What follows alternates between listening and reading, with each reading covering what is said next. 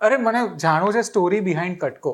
કટકો શૂટ કઈ રીતે, મતલબ આ આઈડિયા કઈ રીતે હતો કે એ ટાઈમે તો આટલું કન્ટેન્ટ આવી રીતનું પ્રકારનું બનતું પણ નહોતું, તો આટલું બોલ્ડ કન્ટેન્ટ.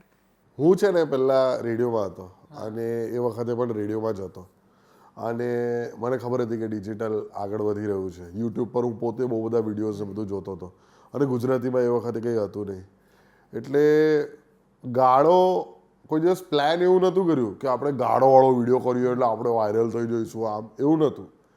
અમને રિયલ રાખવું હતું. એટલે હું અને સ્મિત એક વખત બાઇક પર જતા હતા અને મને આઈસ્ક્રીમ ખાવાની ઈચ્છા થઈ. એટલે મેં એને કીધું કે આઈસ્ક્રીમ ખાઈશ તું? તો કે ના હું નહીં ખાઉં.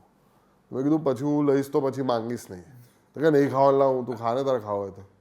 મેં કીધું સારું, તો હું તો આઈસ્ક્રીમ ખાવાનો છું, તારે ના ખાવું હોય તો હું એક લઈ લઉં, ઘર માટે લઈ લઉં, પછી તું ઘરે હોય ત્યારે ખાજે. નથી ખાવાનો, મેં તને કેટલી વાર કીધું. એટલે પછી મેં કીધું કે સ્મિત આના ઉપરથી તો આપણે વિડીયો બનાવી શકીએ. તો એને કીધું હા ચાલ બનાવીએ.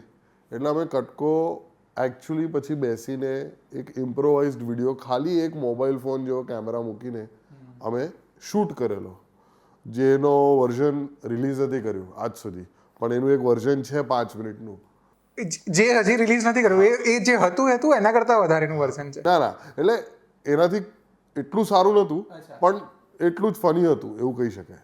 પ્લાન છે રિલીઝ કરવાનો કે હવે નહીં કરો? હવે દિવસો ગયા, કારણ કે હવે લોકો સાલા એટલું જજ કરતા હોય છે કે એના કારણે ઇશ્યુઝ થઈ જતા હોય. હવે નથી કરવી એટલે તમારું VTV.com પર ચાલે, બીપ નાખીશું ને આપણે. પણ એટલે એ કટકોનો જે વર્ઝન હતો ને એ અમે શૂટ કર્યું. પછી મેં કીધું સ્મિત મજા નથી આવી રહી, આ ફરીથી કરીએ આપણે. એટલે અમે બેસીને ડાયલોગ ટુ ડાયલોગ નહીં પણ પોઈન્ટ ટુ પોઈન્ટ અમે લખ્યું બધું કે આવી રીતે કરીશું, આના પછી આ કરીશું, આના પછી આ કરીશું, આના પછી આ કરીશું. અને જે ગાળો અમને ગમી ગઈ હતી ફર્સ્ટ વર્ઝનમાં એ ગાળો પણ બધી લખી દીધી અને એના ઉપરાંત બીજી બધી ગાળો પણ એમાં ઉમેરી. અને પછી અમે હજુ એક વખત શૂટ કર્યું અને પછી અમે ત્રીજી વખત શૂટ કર્યું કે જેમાં ઓજસને પણ અમે એઝ અ પાત્ર ઘુસેડ્યો. એટલે કટકો લોકોને એવું લાગે છે એક જ વર્ઝન બની ગયું ને બનતા બની ગયું. ના, એવું નથી. અમે એક પ્રોસેસ ફોલો કરી જે અમને જ નથી ખબર કે એક પ્રોસેસ છે, કારણ કે અમે બધા નવ શીખ્યા હતા એ ટાઈમે.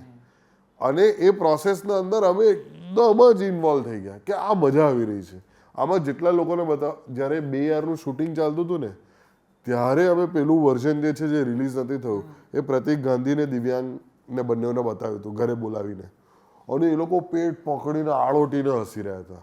તો મેં સ્મિત તરફ જોઈને કીધું કે સ્મિત આ ફરીથી વ્યવસ્થિત રીતે શૂટ કરીને આપણે કરીએ તો વધારે મજા આવશે. અને એ રીતે, અને એ અત્યારે જે યુટ્યુબ પર છે, હા, એ યુટ્યુબ પર નહીં, દરેક ગુજરાતી પુરુષના મોબાઈલ ફોનમાં એકવાર તો વસેલો છે એ વિડીયો જેનું નામ છે કટકો, જે કોલેજ સ્કૂલમાં બધાએ જોયેલું છે. આજકાલ લોકો મને મળીને એવું કહે છે કે મનનભાઈ તમારો કટકો વિડીયો અમે સ્કૂલમાં સાથે જોતા હતા. મને હવે થોડુંક અંકલ જેવું ફીલ થઈ રહ્યું છે. યાર પણ એવું કે સૌમ્ય જોશી પણ તેના ફેન હોય. હા, એટલે એ, અને આપણે ધાર્યું ના હોય કે આવી વસ્તુના સૌમ્ય જોશી ફેન હશે, ઇમેજ ના હોય આપણા. અરે હું તો એવા નામ આપીશ તમને કે જે તમને ખબર બી નથી, જે એ પણ બીપ કરી શકીશું. ના કહેવાય નામ. ભાઈ બધા બહુ લોકોને ખબર છે કે કટકો, મેં ધાર્યું નહોતું એવા લેજેન્ડરી લોકોએ કટકો. તો હજી મારે એક વસ્તુ, બપોર્યું, એના પણ એવા બધા ફેન છે? બપોર્યુંના એટલા ફેન્સ નથી, કારણ કે એટલા માટે જ બપોર્યું એટલું ના ચાલ્યું જેટલું કટકો ચાલ્યું. કારણ કે અમને એવું લાગ્યું કે કટકો, અને ત્યારે જ અમે પછી મન ઉતારી દીધું બપોર્યું પછી. પ્રોગ્રેશન તમે જોવા જાઓ મારું, સ્મિત અને ઓજસનું, તો કટકોમાં એવું લાગે યાર બહુ મજા આવી ગઈ આમાં, ચલો હવે આવું કંઈક નવું બીજું કરીએ, પણ આ વખતે મ્યુઝિક પણ એમાં એડ કરીએ. એટલે અમે પછી બપોર્યું કર્યું. હવે બપોર્યું છે ને લોકોને એવું લાગે છે કે આમાં એફર્ટ બહુ છે, આમાં આમ વ્યવસ્થિત મ્યુઝિક વિડીયો. એ ટાઈમે મેં એક મ્યુઝિક વિડીયોમાં 50,000 રૂપિયા નાખી દીધેલા, 50 નહીં વધારે કદાચ. અને સ્મિત અને ઓજસ શું કે આટલા બધા રૂપિયા કેમ નાખવાના? એના મ્યુઝિક કમ્પોઝર્સ પણ તમને કહીશ તો તમે આશ્ચર્યચકિત થઈ જશો. એ ના કહેવાય સચિન જીગા, એ ના કહેવાય, યાર ભાર્ગવ કહેવાય, કઈક હજી કોઈ કહેવાય જ નહીં ને. યાર તો કંઈક તો આ પોડકાસ્ટમાં હોવું જોઈએ જે લોકો. મારા મિત્ર વર્ગમાંથી જ છે. એનીવેઝ, તો ગજબ ટાળી દે છે માણસ.